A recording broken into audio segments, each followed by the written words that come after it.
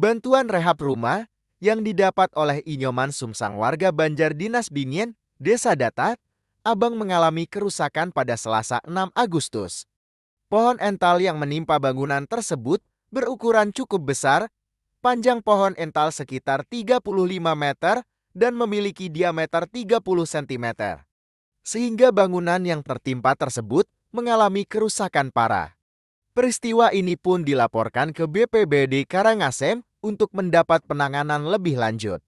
Kalaksa BPBD Karangasem Ida Bagus Ketut Arimbawa mengungkapkan, kejadian ini dilaporkan ke BPBD Karangasem oleh Perbekal setempat. Sebanyak 3 personel datang ke lokasi kejadian untuk melakukan penanganan. Tumbangnya pohon dengan panjang sekitar 30 meter tersebut disebabkan oleh kondisi akar yang sudah lapuk. Beruntungnya, tidak terdapat korban jiwa pada insiden tersebut. Dari informasi yang dihimpun, bangunan tersebut sebelumnya sudah selesai dibangun dalam bantuan rehab rumah. Sehingga Dinas PUPR Karangasem sudah menyerahkan sepenuhnya bangunan tersebut kepada pemilik rumah. Namun kini kondisinya kembali rusak.